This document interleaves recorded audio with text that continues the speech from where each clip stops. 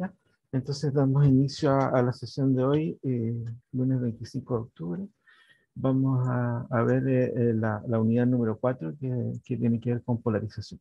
¿Ya? Entonces cuando uno habla de polarización, uno parte hablando del principio de superposición. El principio de superposición se puede establecer así: cuando dos ondas de diferentes orígenes, pero de naturaleza similar, coinciden en una región del espacio, entonces su efecto conjunto es una combinación de los movimientos que pertenecen a cada una. ¿Ya? Entonces, el principio de Fresnel sintetiza este resultado para las ondas luminosas, pero también es aplicable a las ondas mecánicas. Y en palabras de su autor dice lo siguiente: las vibraciones de una onda luminosa, en cualquiera de sus puntos, se puede considerar como la suma de los movimientos elementales que le llegan en el mismo instante por la acción separada de todas las porciones de onda consideradas en una de sus posiciones anteriores. Bueno, lo que establece esto en el fondo, ¿ya?, es que si tenemos una región del espacio, ¿ya?, y resulta que acá nos llega una onda de acá y acá nos llega una onda de acá en esta región del espacio donde coinciden las dos ondas que vienen de diferentes fuentes, ¿cierto? Se combinan. Y dice acá que es la suma de los movimientos elementales. ¿Ah? Es decir, acá, si yo tengo una onda phi sub 1 y tengo una onda phi sub 2, entonces la onda resultante va a ser la suma de aquellas dos. Phi sub 1 más phi sub 2. Es la suma de los movimientos elementales de la onda 1 y de la onda 2. Si aparece una tercera, phi sub 3, se suma a las anteriores. ¿Ya? Entonces, eso es lo que establece el principio de superposición.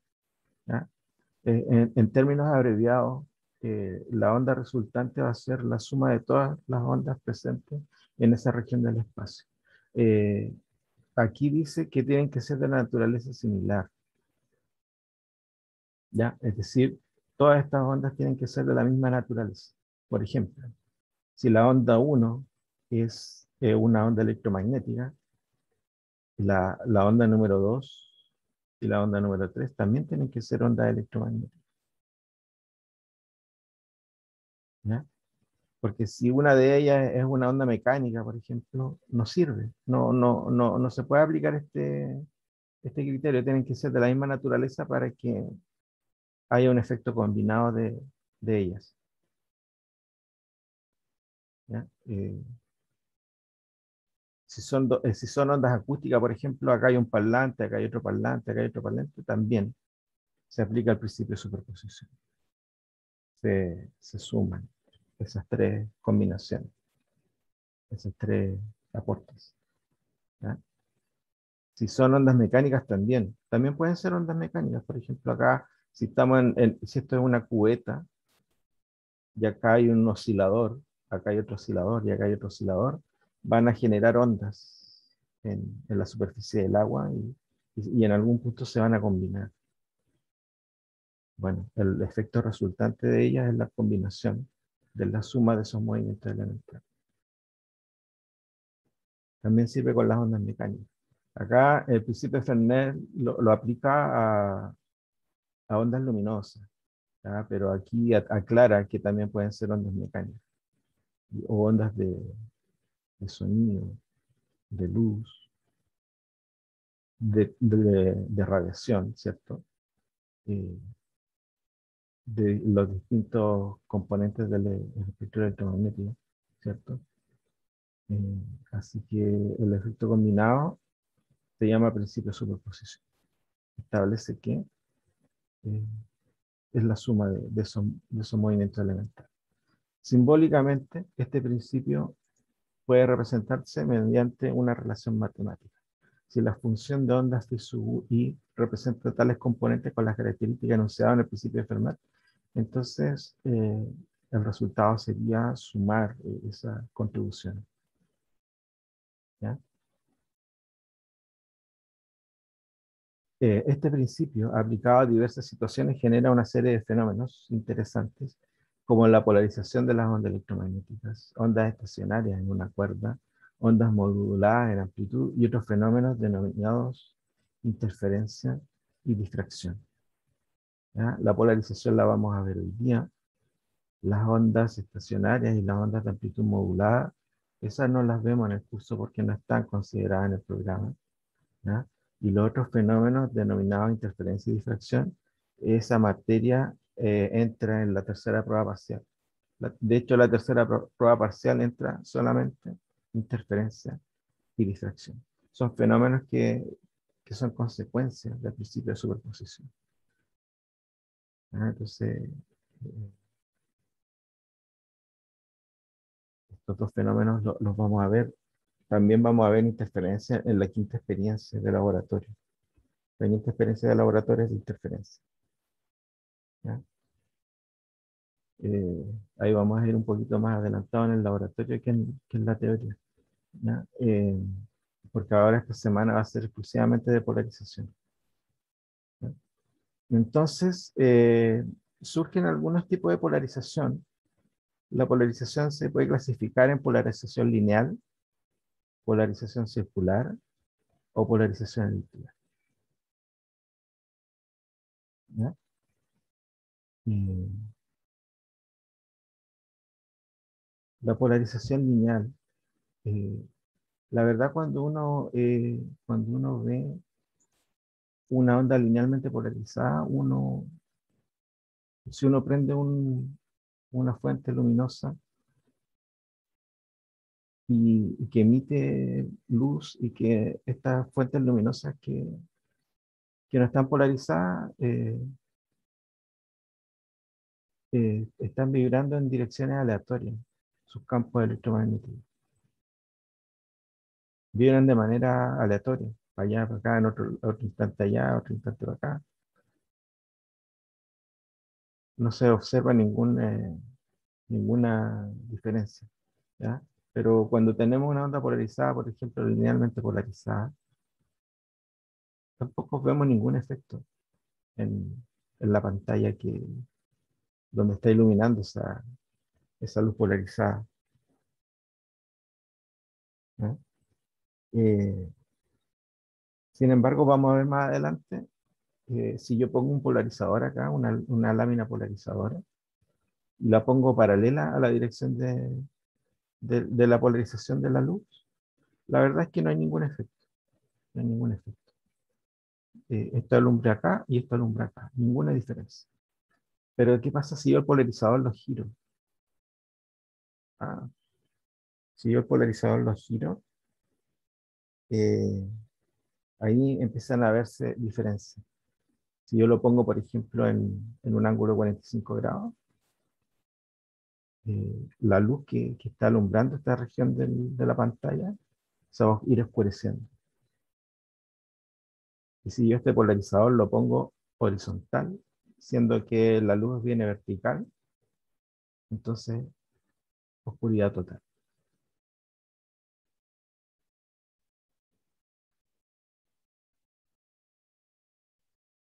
¿Ya? Existen, hay las pantallas de los computadores y las pantallas de los celulares emiten luz polarizada, linealmente polarizada. La luz de los celulares y de las pantallas de los computadores emiten luz polarizada. Entonces, si yo estoy viendo la pantalla de mi celular, yo no veo no noto nada en comparación con otros dispositivos o con la misma luz de una ampolleta, no noto ninguna diferencia, ¿cierto? Pero si yo me pongo unos lentes que estén polarizados, yo me pongo lentes polarizados y miro la pantalla a través de ellos, voy a ver la pantalla, bueno, la voy a ver un poquito más oscura, ¿cierto? Porque los lentes polarizados son un poquito más oscuros. Pero ¿qué pasa si es que yo giro la pantalla del celular? Si yo giro la pantalla del celular, a través de los lentes yo no voy a ver nada. En la pantalla la voy a ver oscura, aunque esté encendido el celular, aunque esté con la pantalla encendida. Si yo lo giro, voy a ir viendo que la pantalla se me va oscureciendo a medida que voy girando el celular. ¿Ya? Y va a llegar a un punto en que a través de los lentes no voy a ver nada cuando la pantalla esté horizontal. No voy a ver nada. Y tengo lentes polarizados. Después yo vuelvo a la posición natural del celular y ahí voy a ver bien la imagen. Esa es una de las técnicas que se usan para ver si los lentes que yo tengo son polarizados o no. No todos los lentes oscuros son polarizados. ¿Ya? Eh, los lentes polarizados, cuando uno compra lentes oscuros, si uno quiere lentes polarizados, tiene que pedirlos como lentes polarizados, porque no todos los lentes oscuros son polarizados. ¿Ya? La mayoría de los lentes oscuros que venden por ahí no son polarizados. ¿Ya? Los lentes polarizados son un poquito más caros. ¿Ya? Y en general lo usa gente que maneja mucho, por ejemplo, que camioneros o micreros o gente que anda mucho en carretera, porque la luz de la carretera eh, se polariza al tocar el asfalto. Entonces con esos lentes yo cancelo la luz reflejada del sol. ¿Ya? Entonces tengo el sol acá y choca en el asfalto, se polariza al reflejarse. Vamos a ver este efecto también. ¿Ya? Y resulta que si yo pongo un lente polarizado, sí, Consuelo, no hay problema.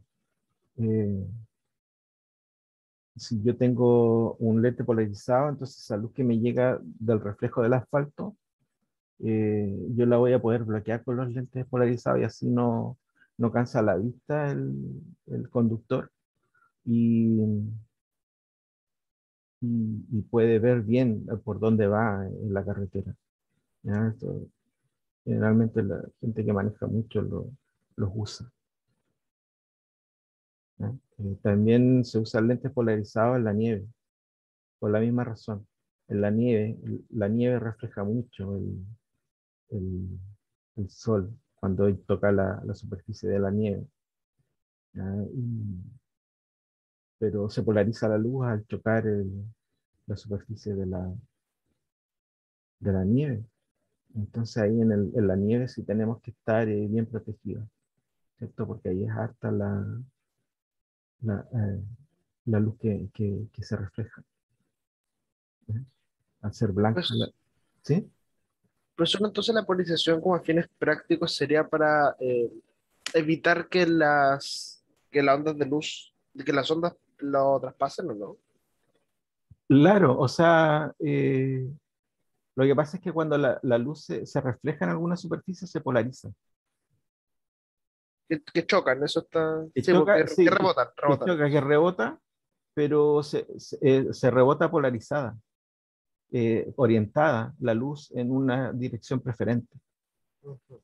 Que eso tiene que ver con la superficie, ¿no? Con el ángulo de superficie, ¿no? Claro, con el ángulo de superficie, sí, claro. Y, y tú para protegerte de esa luz puedes usar un lente polarizado, entonces ahí ese lente va a bloquear la luz así como pasa acá que viene la luz polarizada, tú pones un polarizador horizontal y oscurece esa luz que viene polarizada, te protege, te protege la vista. ¿Y por qué no se Ah, no, no, no, no, no, no, no, nada, nada, nada. Ya, Bueno, y muchas gracias. ya, bueno, y en el agua, en la superficie del agua también se polariza la luz cuando se refleja. ¿Ya? En una piscina, también, en el mar, ¿ya? Se polariza también la luz del sol cuando se refleja. ¿Ya? Entonces ustedes, si tienen unos lentes oscuros y quieren ver si es polarizado, prendan el celular y miren a través de ellos. Y si ustedes al girar el celular ven que la pantalla se oscurece un poco, es porque son polarizados. Si es que ustedes giran el celular y no ven ningún efecto, es porque no son polarizados solamente. ¿Ya? Bueno, ¿de qué se trata la polarización entonces? Si yo veo una onda electromagnética, una onda de luz que viene hacia mí, entonces yo eh, veo que el campo eléctrico viene dispuesto de manera lineal, así como estoy dibujando yo acá. Por ejemplo, acá el eje X, el eje Y, y dibujo hacia afuera el eje Z. ¿Ya? Entonces esta onda viene linealmente polarizada. Se puede representar esa polarización por una línea recta. ¿Ya? Entonces, si yo tengo los ejes X e Y, estas ondas electromagnéticas son transversales. ¿Ya? Entonces yo voy a tener el eje X, E1, va a tener una amplitud E sub 0, 1, seno de kz menos omega.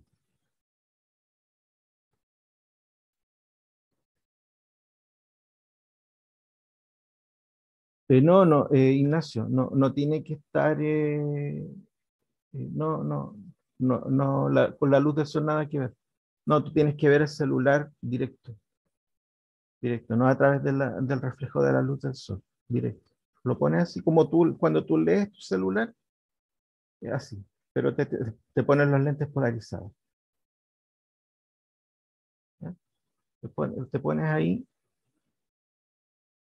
con el celular delante tuyo y te pones los lentes. eh, Tienes que girar el celular y ver si es que se apaga la pantalla o no. ¿Ya? ¿Ya? Entonces acá esta onda se propaga en el eje Z, en el sentido positivo del eje Z, es decir, va hacia afuera de nosotros, viene hacia la cara de nosotros, ¿ya? Y está vibrando en el eje X. Así que aquí le vamos a poner Y. ¿Ya? Acá yo no puedo poner K porque se está propagando en el eje Z y estas son ondas transversales. Así que no puede vibrar en la misma dirección de propagación. ¿Ya? Entonces acá vamos a tener E sub 0,1 y menos E sub 0,1.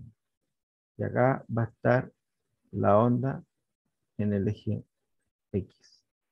Y vamos a tener otra onda más, pero en el eje Y. E sub 0,2 seno de kz menos omega t. Ya esta onda va a estar vibrando en el eje Y, ¿cierto? Va a tener menos E sub 0,2 más E sub 0,2. Va a estar vibrando ahí, vertical.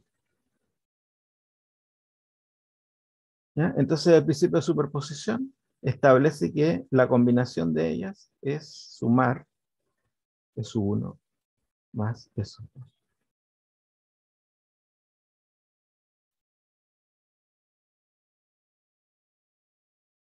¿Ya? Si yo los dibujo acá, el efecto combinado de estas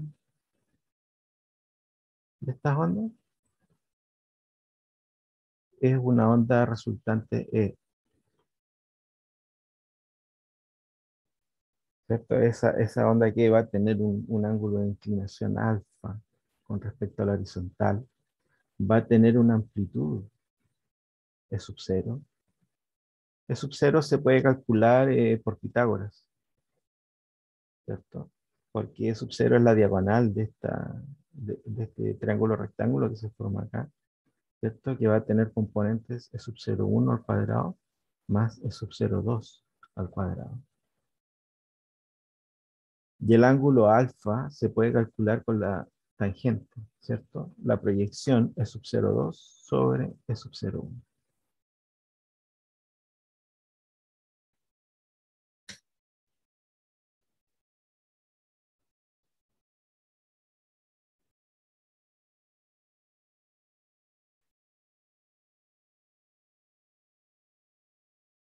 ¿ya? Entonces, esa es la polarización lineal. Para que ocurra polarización lineal, las componentes que forman ese campo resultante tienen que tener la misma fase. La fase es lo que viene en el interior de, de la función seno. El argumento de la función seno, esa es la fase. Y tienen que ser iguales. Iguales, iguales, idénticos. Por ejemplo, aquí dice kz menos omega t y acá abajo también dice kz menos omega t. Otra manera que se produzca polarización lineal es que tengan un desfase entre ellas de más menos pi. Es decir, que acá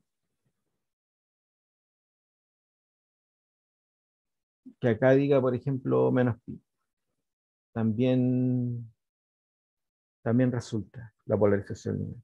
Pero en ese caso, la polarización lineal iría eh, de esta manera. Iría cruzada con respecto a la que no tiene desfase. Este sería el caso este de acá. Tendría que tuvieran un desfase de más o menos pi. ¿Ya? El estado de polarización siempre se estudia en función del campo eléctrico, nunca en función del campo magnético. Con el campo magnético dan resultados similares, ¿ya? Pero por convenio, no es un convenio que yo esté imponiendo, sino que es un convenio a nivel de los textos, ¿cierto? En los textos de óptica, en todos los textos de óptica, todos se estudia el estado de polarización de una onda con el campo eléctrico, nunca con el campo magnético. Como les digo, aunque dan resultados similares, por convenio se utiliza el campo eléctrico para estudiar el estado de polarización. ¿De acuerdo?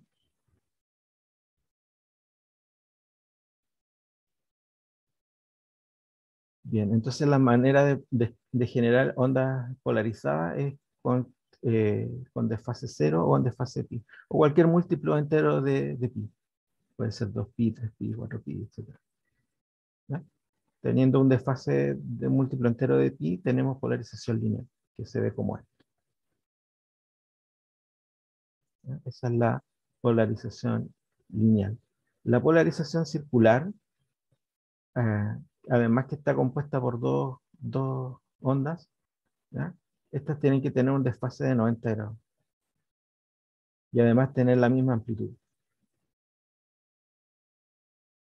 ¿Ya? Entonces acá, si yo dibujo esta onda, eh, tenemos acá el eje X, el eje Y y el eje Z hacia afuera. ¿Ya? Aquí tenemos E sub 0, menos E sub 0. Acá E sub 0, menos E sub 0. Entonces, ¿qué pasa aquí? Estas dos ondas tienen un desfase de 90 grados. Se produce, se produce que la onda polarizada eh, describe un círculo.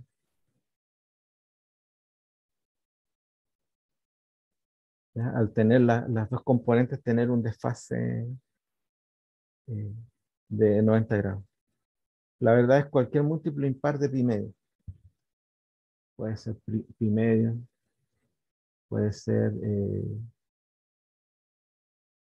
3 pi medio, 5 pi medio, 7 pi medio, etc.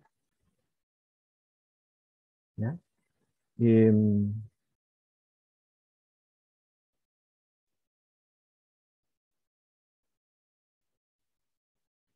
Acá la función seno y la función coseno tienen un desfase de 90 grados.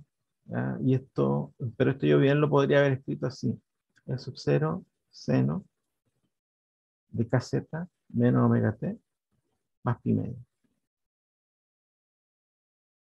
Estos dos son maneras similares de escribir lo mismo. Por ejemplo, si yo tengo seno de kz menos omega t más pi medio. Yo voy a utilizar una identidad que es bien conocida, que acá en el curso la vamos a aplicar varias veces, que tiene que ver con la suma de ángulos. ¿Ya? Entonces voy a descomponer esta parte de esta otra, las voy a separar.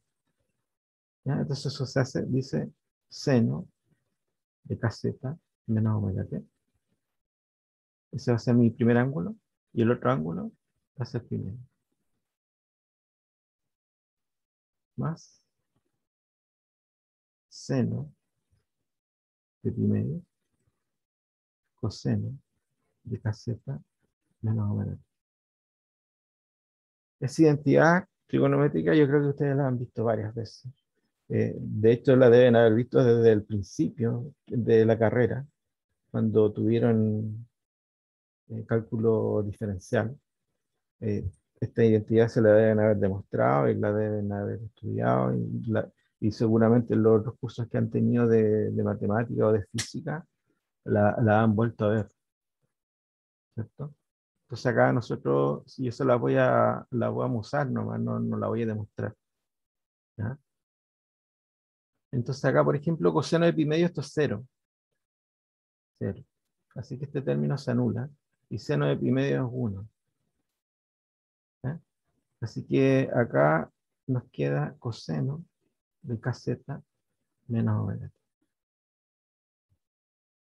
¿Ya? Así que seno de kz menos omega t más pi medio es igual que coseno de kz menos omega t. Por eso acá aparece como coseno, no aparece la función seno. ¿Ya? Estas dos ondas tienen un desfase de 90 grados. Y cuando eso ocurre, y además tienen la misma amplitud, entonces se genera una onda circularmente polarizada.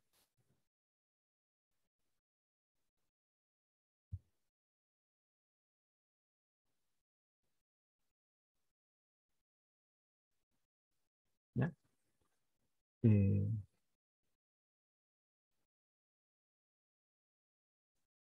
¿De acuerdo? Y,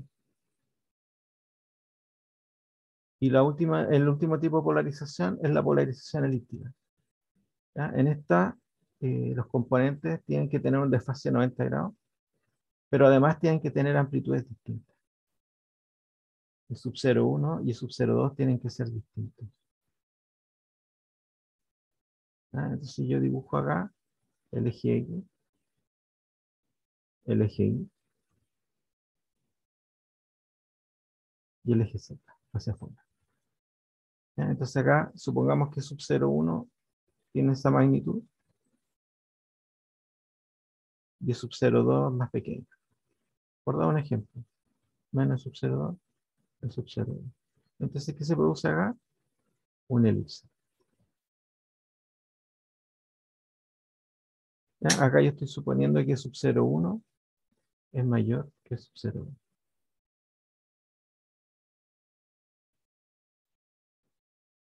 Se forma una elipse así como horizontal. Pero, ¿qué pasa si sub 0,2 es mayor que sub 0,1?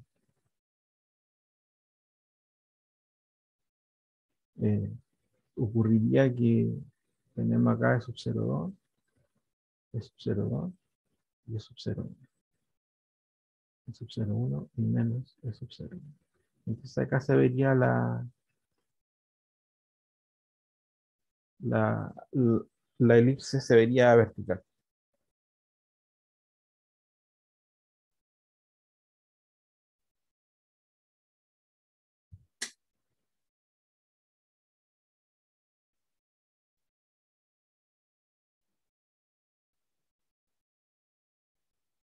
¿Ya? Eh, Otra manera de generar una polarización elíptica es que el desfase entre la onda 1 y la onda 2 sea distinta de pi medio o distinta de pi. ¿Ya? En ese caso se formaría una elipse también, ¿cierto? Pero se formaría una elipse diagonal. Por ejemplo, si el desfase fuera de pi cuartos. por ejemplo. Se forma ahí una elipse así diagonal.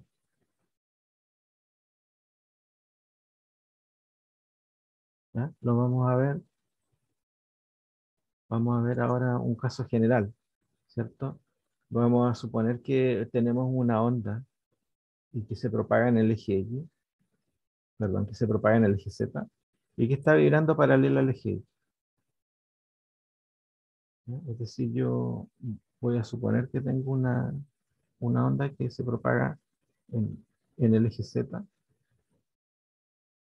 pero que vibra paralela al eje X. Y voy a tener otra onda que vibra paralela al eje X y que tiene un desfase épsilon con respecto a la del eje X. Y vamos a suponer que E sub 0x y E sub 0y van a ser distintos. Y vamos a ver qué ocurre con los desfases entre ellos. Lo vamos a ver de manera gráfica.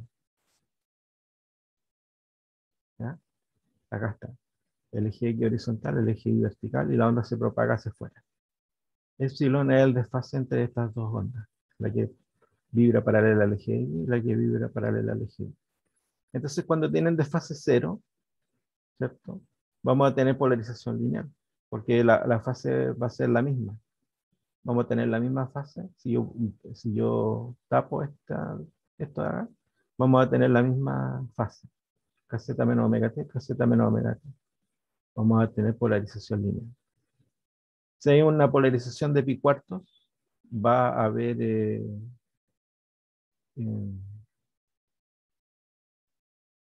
va a haber una elipse diagonal.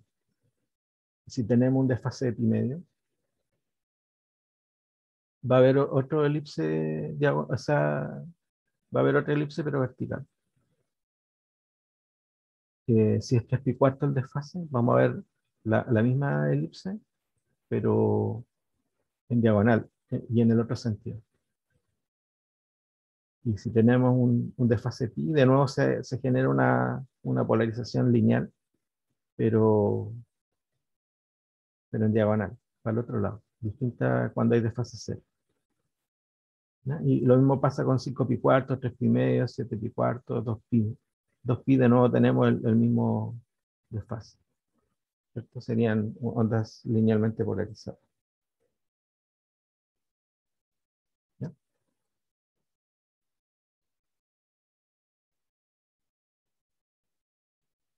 Bien. Después, el miércoles, cuando tengamos la próxima clase, vamos a hacer ejercicios de esto, para que aprendan bien a encontrar el estado de polarización y todo eso, cómo se calcula, cómo yo puedo, mediante una onda electromagnética, cómo puedo determinar yo su estado de polarización. Lo vamos a ver. Vamos a ver el método gráfico, ¿ya? Lo vamos a ver con un ejercicio. ¿Ya? Vamos a ver ahora, vamos a continuar, vamos a ver láminas polarizadoras. ¿Ya? Entonces las láminas polarizadoras tienen la característica que la luz que no viene polarizada, la lámina lo que hace es polarizar esa luz. Cuando la luz no viene polarizada, los campos eléctricos vienen orientados al azar.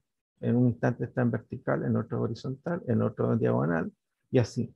Eh, Vienen polarizadas aleatoriamente. Se, no tienen una polarización definida. Pero si esa luz pasa por una lámina polarizadora, eh, esa luz toma la dirección que tiene la lámina polarizadora.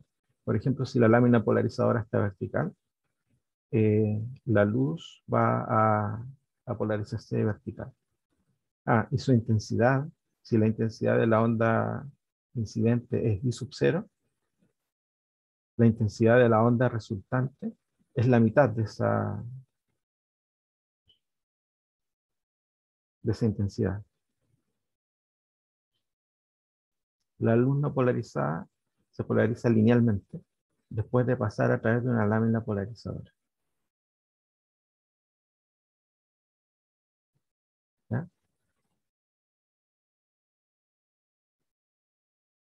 En la figura número 3, esta es la figura número 3, estamos viendo una lámina polarizadora vista de frente. ¿Ya?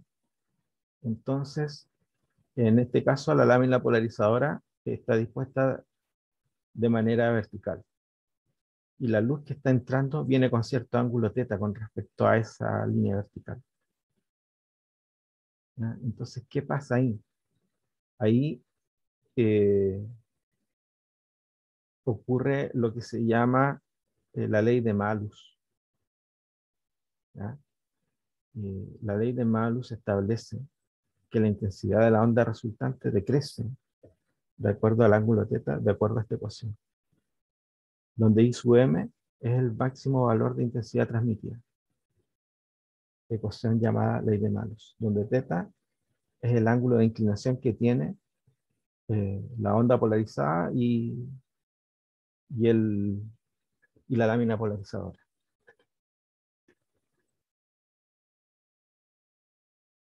Entonces acá esto ocurre cuando ya la lámina viene, cuando la luz ya viene polarizada.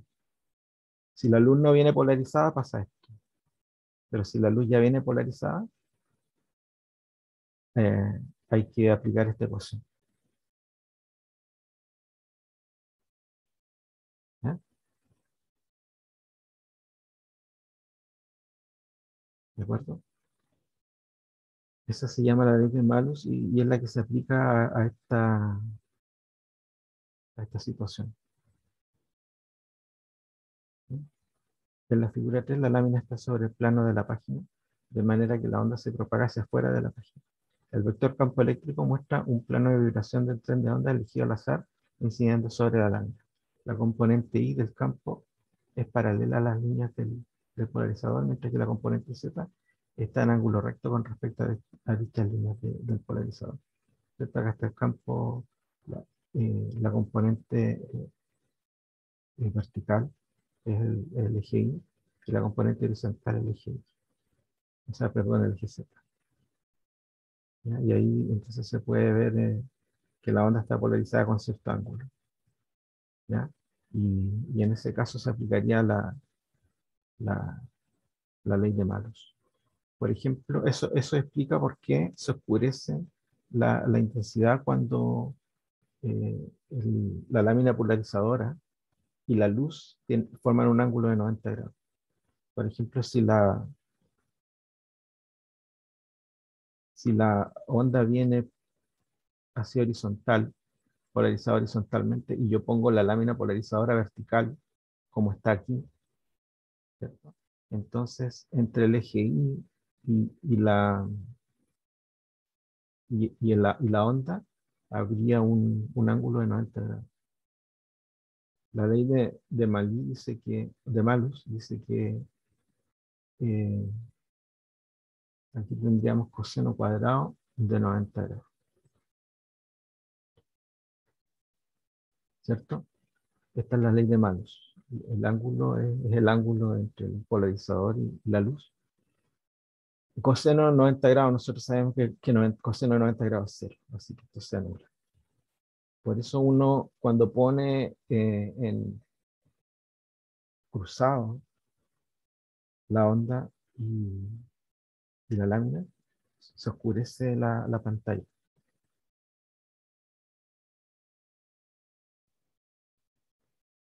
¿Ya?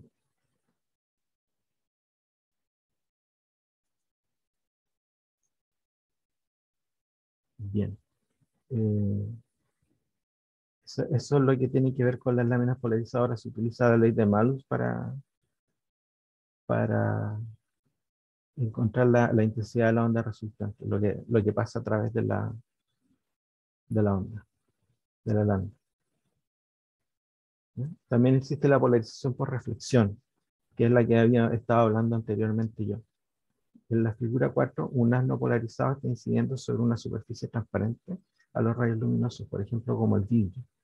Parte de este haz se transmite y otra se refleja. Acá. Tenemos acá, por ejemplo, una interfaz, acá abajo vidrio, acá arriba aire. ¿Ya? Entonces tenemos una luz incidente, que no viene polarizada. ¿Ya?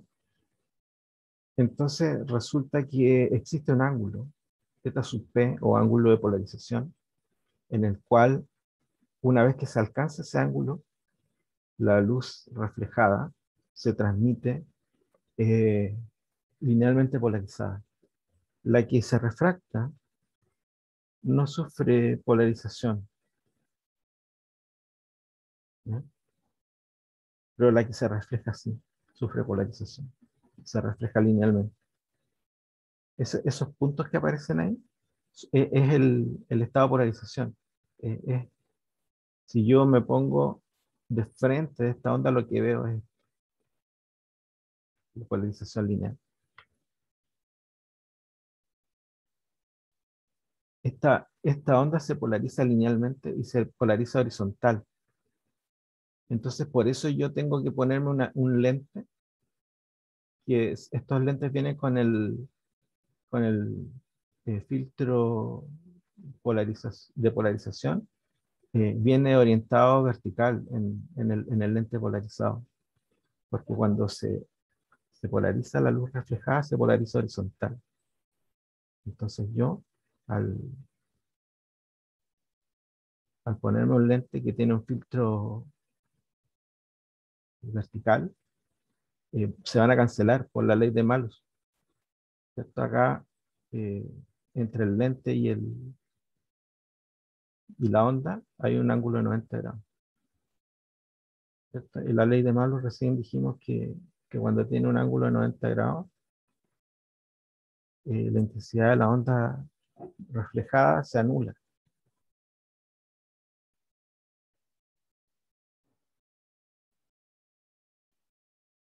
¿Ya? ¿Y qué característica tiene este ángulo de polarización y este ángulo de reflexión, o sea, de transmisión, de refracción?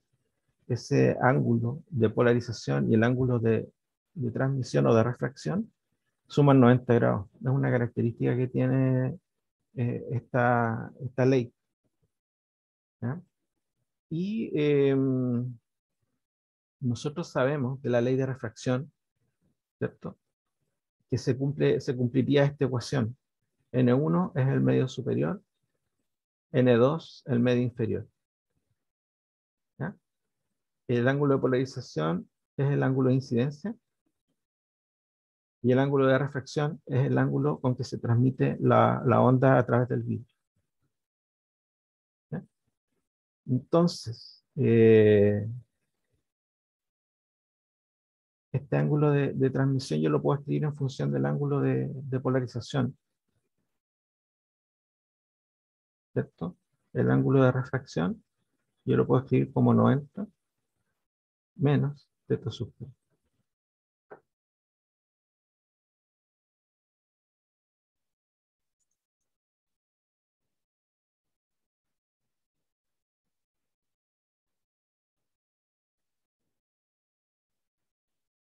¿Ya? Entonces,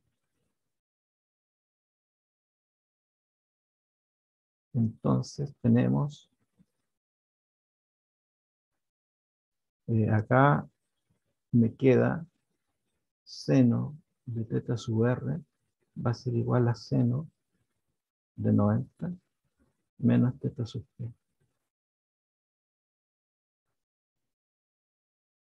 ¿Cierto? Me queda, aquí voy a utilizar la misma identidad que usamos recién, ¿ya?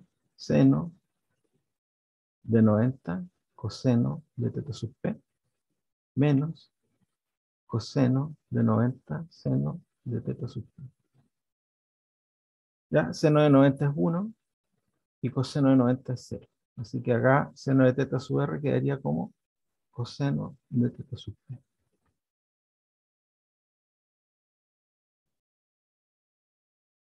¿Ya? Así que ahí donde dice seno de θ sub r lo voy a sustituir por coseno de θ sub p. Y me queda n1 seno de θ sub p, n2 coseno de θ sub p. Voy a pasar este término hacia acá y este hacia acá. Y me queda tangente de θ sub p igual a n2 sobre n1. n2 es el medio inferior, este que está acá abajo, y n sub 1 es el medio incidente, que es el que está acá arriba. El ángulo θ sub p se llama ángulo de Brewster. Y esta ecuación también se conoce como ley de Brewster, que nos sirve para encontrar el ángulo de polarización, conociendo los índices de refracción del medio incidente y del medio de refracción. ¿Ya? Se puede calcular el ángulo de polarización. ¿Qué ángulo de polarización tiene cada par de medios?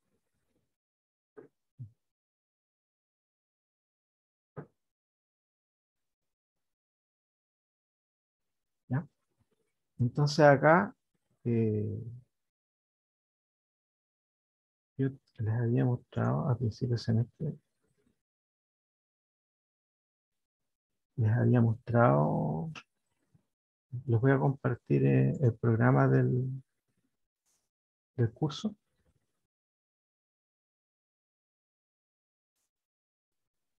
¿Ya? Eh, acá nosotros, yo les presenté al principio del semestre esta diapositiva, y aquí vimos el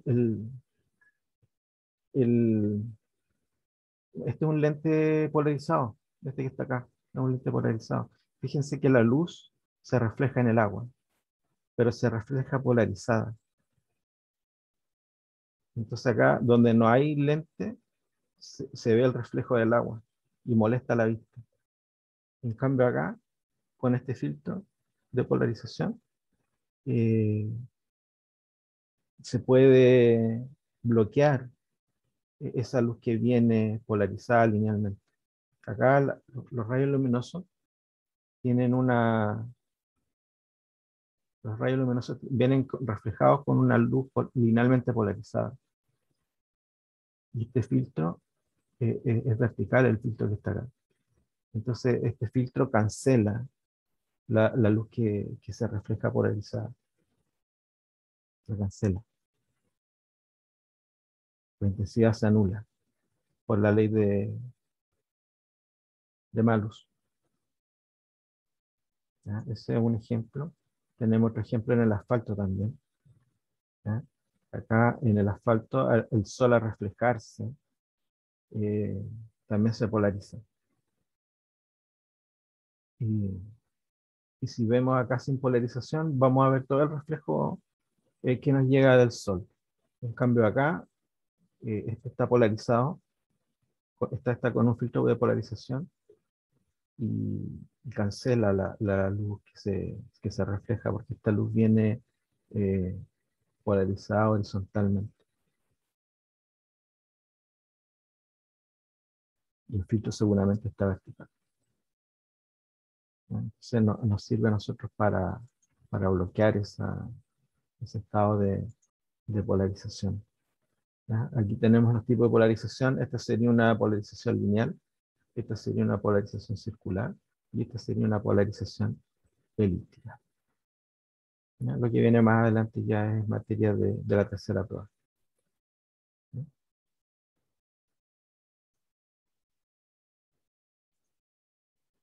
Y vamos a la última parte,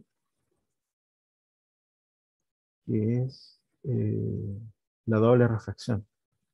¿Ya? Hay materiales, existen algunos materiales, eh, muchos materiales presentan simetría cúbica, es decir, la velocidad de la luz y en consecuencia su índice de refracción son independientes de la dirección de propagación de la luz en el medio y del estado de polarización de la misma. Aquellos materiales que presentan dicho comportamiento se les conoce como materiales ópticamente isotrópicos. Por otro lado, muchos otros materiales son ópticamente anisotrópicos. Esto es que el índice de refracción cambia dependiendo de dónde, en qué dirección ingrese la luz, ¿cierto? Por ejemplo, si yo tengo un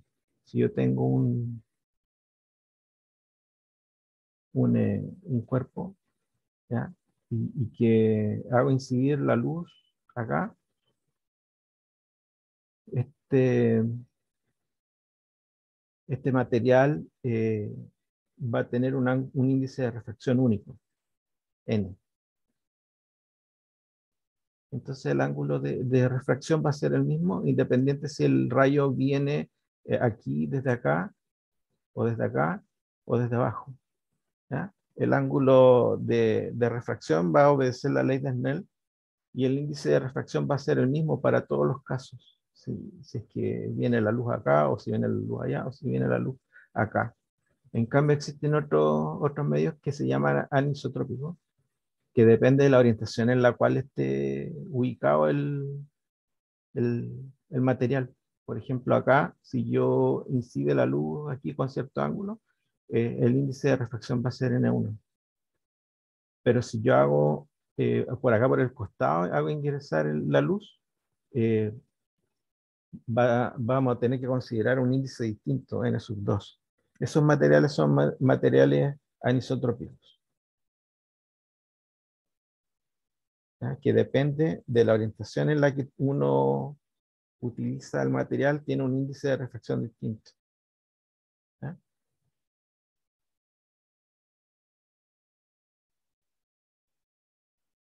¿Ya? En la figura 5 se observa que las incidentes se dividen en dos en un material anisotrópico.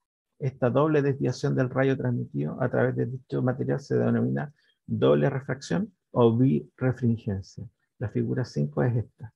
Tenemos acá una luz que no está polarizada, que viene, por ejemplo, la luz de una lámpara común. ¿Ya? Viene y resulta que incide en un material anisotrópico. ¿Ya? Y acá la luz se divide en dos rayos. Uno que va a tener una polarización horizontal y el otro que va a tener una polarización vertical. El rayo que obedece a la ley de Snell se llama rayo ordinario o rayo O. Y el rayo que no obedece a la ley de Snell se llama rayo extraordinario o rayo E. Y van a seguir polarizados con distinta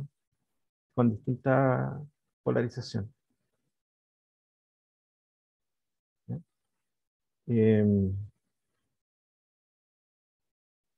Algunos materiales de refrigerante absorben fuertemente una de las componentes de polarización. Tales materiales se llaman dicroicos. Las láminas polarizadoras son ejemplos de un material dicroico. Esto que vimos al principio, las láminas polarizadoras absorben la luz en una dirección y en la otra la dejan pasar. ¿No? Eso es un material dicroico. Los materiales que están hechos de los lentes polarizados son dicroicos, materiales dicroicos. ¿Ya? Es posible verificar empíricamente que el rayo ordinario o rayo O obedece a la ley de refracción de Snell en la superficie de cristal, de la misma manera que un rayo pasa de un medio isotrópico a otro. El segundo haz llamado rayo extraordinario o rayo E no obedece a la ley de Snell. Es más, ese rayo ni siquiera se encuentra en el plano de incidencia. ¿Ya?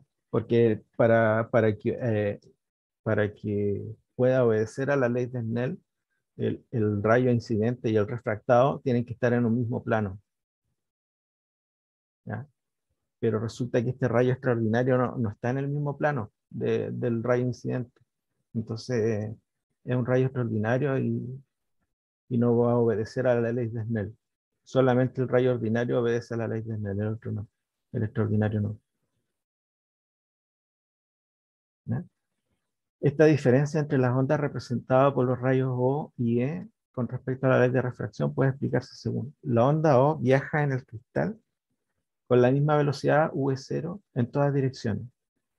En otras palabras, el cristal se comporta como un sólido isotrópico, ya que el cristal tiene para esta onda solo índice de refracción n sub 0, un solo índice de refracción. ¿Ya? Para el rayo ordinario, entonces, este rayo obedece a la ley de Snell, así que no hay problema. ¿Ya? Tiene un solo índice de refracción. Pero la onda extraordinaria E viaja en el cristal con una velocidad que varía con la dirección. por ejemplo, si yo le doy una dirección mayor, va a tener una velocidad distinta. ¿Ya? Entonces, esa dirección va a ser entre V0 y VE. Luego, el índice de refracción, que se define como C sub B, varía también de dirección, ¿cierto? Si la velocidad de la luz varía, también va a variar el índice, ¿cierto? Va a variar entre N sub 0 y N sub E. Las cantidades N sub 0 y N sub E son llamados índices de refracción principales del cristal. En algunos cristales la onda E es más lenta que la onda O. Para otros, en cambio, la onda E es más rápida que la onda O. Ver cuadro 1. Acá. Acá tenemos algunos materiales birrefringentes. Estos materiales birrefringentes van a tener los índices de refracción principales N sub E y N sub O. ¿Ya? Entonces el hielo es un material birrefringente. Tiene dos índices de refracción, ¿cierto? Acá tenemos el cuarzo, también es birrefringente. La bauxita también es birrefringente.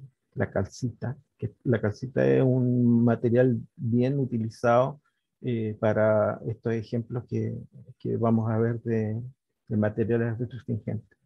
La dolomita, la siderita, son materiales que, que producen doble refracción. ¿Ya?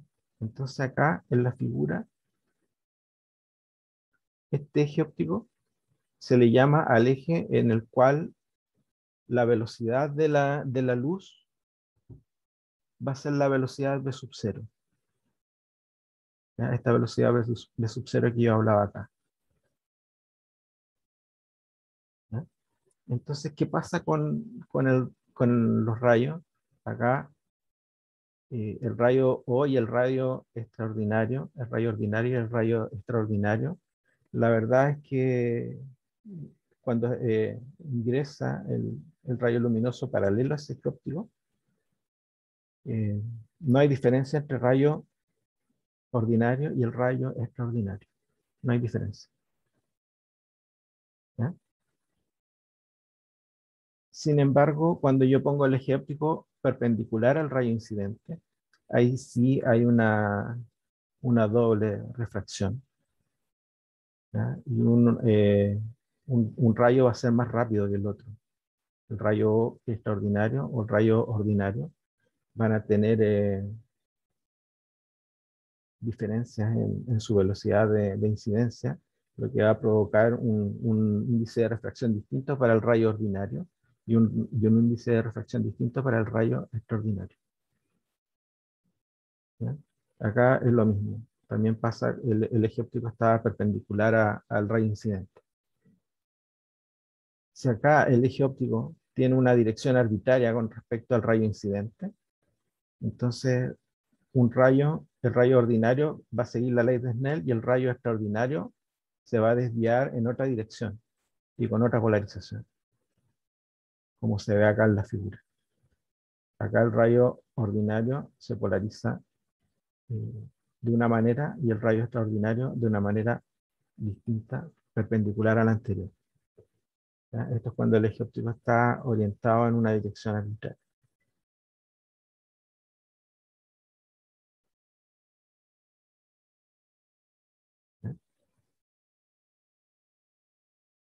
¿Ya? Y vamos a ver un último ítem que tiene que ver con la lámina de cuarto de onda.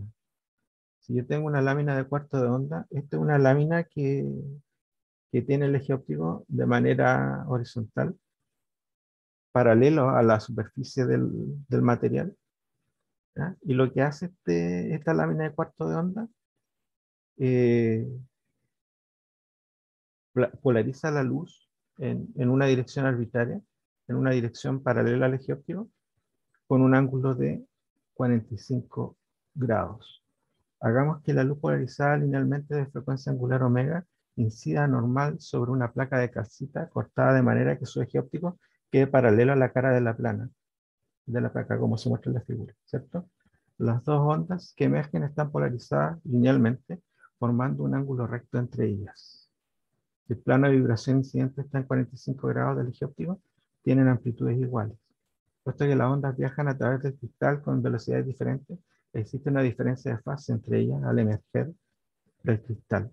Si se elige el espesor del cristal de tal modo que el desfase entre ellas sea de 90 grados, decimos que esta placa, y este cuarto, se dice que es una placa de cuarto de onda, y se dice que la luz emergente está polarizada circularmente.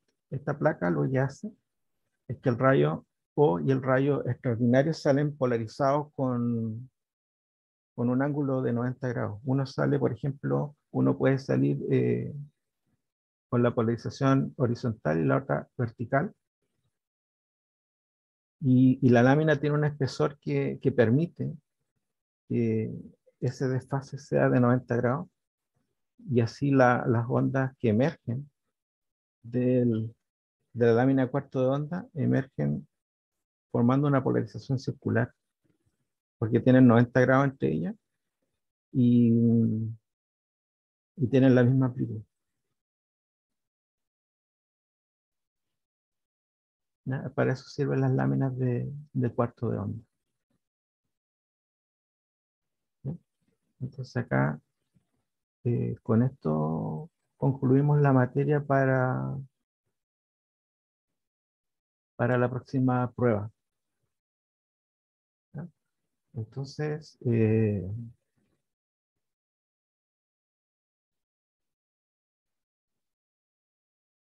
¿ya? Entonces con eso tenemos nosotros